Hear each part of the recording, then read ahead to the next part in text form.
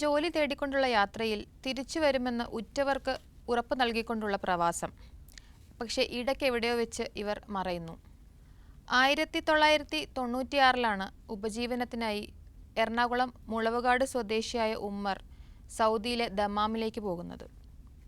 എന്നാൽ കഴിഞ്ഞ 28 വർഷത്തോളമായി ഉമ്മറിൻ്റെ കുടുംബം അദ്ദേഹത്തെ പ്രതീക്ഷയോടെ കാത്തിരിക്കുകയാണ്. ഇന്ന് അദ്ദേഹത്തിൻ്റെ കുടുംബം പ്രവാസ ലോകത്തോടൊപ്പം ചേരുന്നത് എന്തെങ്കിലും ഒരു വിവരം ഉമ്മറിനെ കുറിച്ച് ലഭിക്കും എന്ന പ്രതീക്ഷയിൽ തന്നെയാണ്. എല്ലാവരും വന്നിട്ടുണ്ടല്ലോ അല്ലേ? എല്ലാവരും കൂടി പോകുന്നത് ഇതുവരെ കണ്ടെത്തിയില്ല അല്ലേ ഉമ്മറിനെ? ഉമ്മറിൻ്റെ മൂത്ത പെങ്ങളാണ് നിങ്ങൾ അല്ലേ? എന്താ പറയണ നിങ്ങൾ? എത്ര മക്കളാ? ഞങ്ങൾ 8 മക്കള്, 5 പെണ്ണും 3 ആണും. എല്ലാവരും ജീവിച്ചിരിക്കും. കല്യാണം കഴിച്ചിട്ടില്ല. പഠിച്ചിട്ടുണ്ട് അയാള്?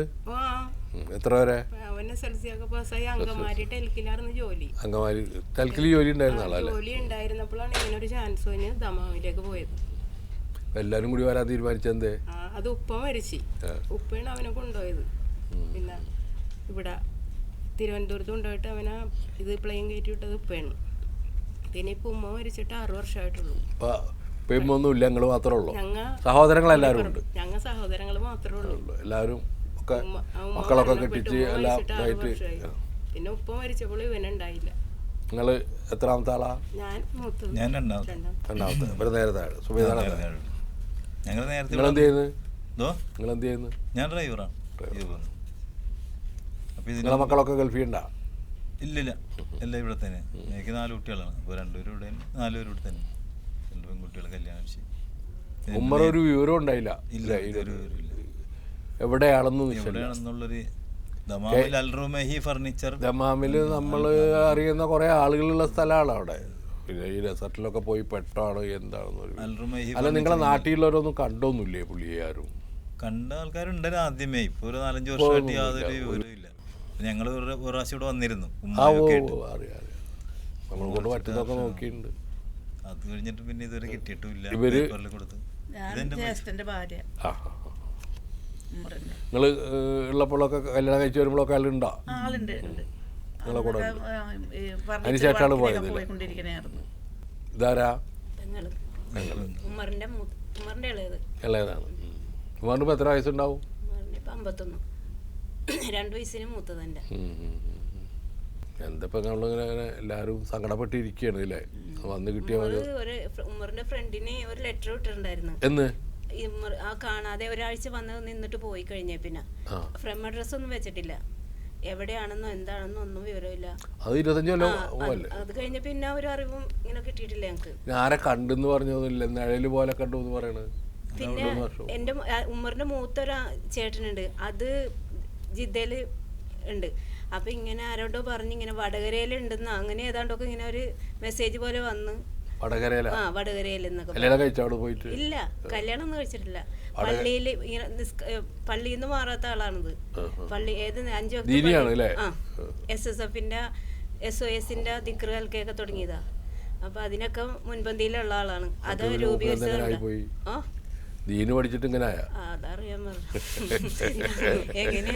ഇപ്പോഴും ദിക്റുകൾക്ക് നടന്നുകൊണ്ടിരിക്കുന്ന അവിടെ നമ്മുടെ പള്ളിയില് ദിക്റുകൾക്ക് നടക്കുന്നുണ്ട് ഇതിന്റെ പേരിൽ തന്നെ. അപ്പൊ അതിനുവേണ്ടി ദുആ ചെയ്യണോണ്ട് എല്ലാവരും എന്നെങ്കിലും വരും, തിരിച്ചു വരും എന്നുള്ള പ്രതീക്ഷയിലാണ് ഞങ്ങളും നാട്ടുകാരും ഫ്രണ്ട്സും ഒക്കെ.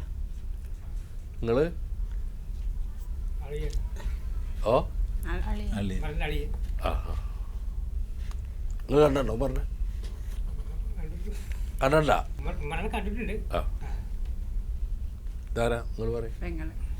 അതിന്റെ ഭർത്താവ്. നിങ്ങളും പെങ്ങളെ? എല്ലാവരും ഉണ്ട്. ഒരു വലിയ കുടുംബം. രണ്ടുപേരും വന്നില്ല, അവർക്ക് വരാൻ പറ്റില്ല. അവർ കൂടി ഗംഭീരമായിരുന്നു. ഉമ്മ ഒരുപാട് ആഗ്രഹിച്ചിരുന്നു മകൻ വന്നിട്ട് മകനെ കണ്ടിട്ട് മരിക്കാന്നുള്ളൊരു പ്രാർത്ഥനയും ദുആയൊക്കെ ഉണ്ട്. അതിന് ഉമ്മ ഹജ്ജിന് വേണ്ടി പോയതാ. ഉംറക്ക് ചെയ്യാനും ഹജ്ജിനൊക്കെ ആയിട്ട് പോയിട്ടുണ്ട്. സൗദി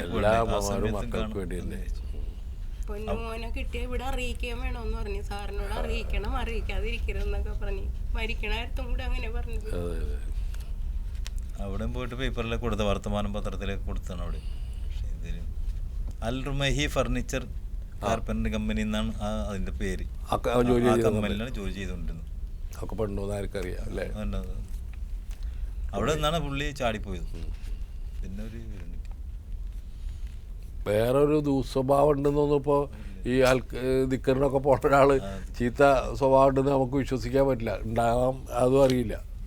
എന്താണ് മൂപ്പര് പോകാണ്ടായ കാരണം എന്നൊന്നും നമുക്ക് മനസ്സിലായി. പറഞ്ഞത് അവിടെ ഒരു കുറി വെച്ചിരുന്നു. അപ്പോൾ കുറിയിൽ കുറേ ആളിലേക്ക് ചേർത്ത് അത് ഇവനും കൂടി സപ്പോർട്ട് ചെയ്തിട്ടാണ് ആളുകളേക്ക് അതിനകത്ത് വെച്ചത്. അങ്ങനെ ഈ കുറിയുടെ കാശുമായിട്ട് എല്ലാം നിലമ്പൂർകാരൻ കൂടെ ഉണ്ടായിരുന്നു.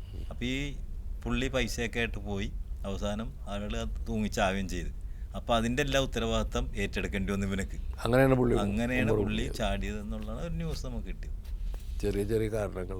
പിന്നെ നാട്ടിൽ വന്നു 4 വർഷം കഴിഞ്ഞ് വന്നു. 15 ദിവസം അപ്പോൾ കല്യാണം കഴിക്കാനായിട്ട് പെണ്ണൊക്കെ കണ്ടൊക്കെ റെഡിയാക്കി വെച്ചിരുന്നതാണ്.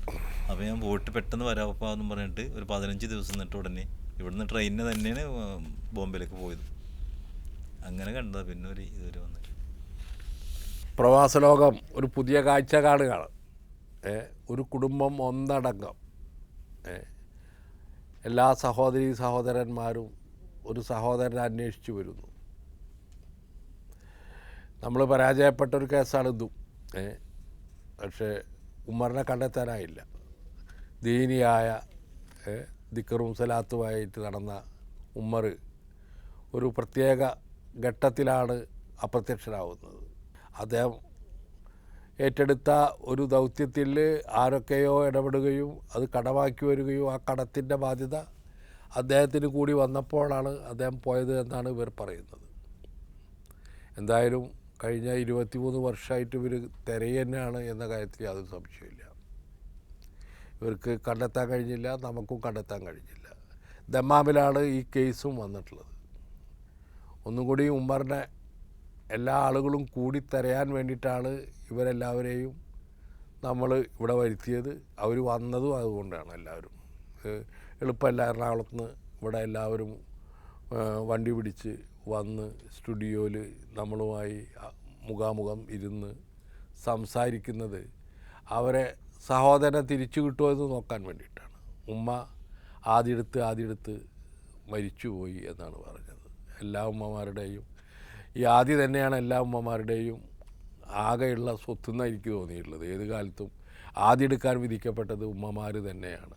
എല്ലാവരും കരഞ്ഞ് കണ്ണീര് പറ്റിയ ആളുകളാണ് എൻ്റെ മുമ്പിൽ വന്നിരിക്കുന്നത്.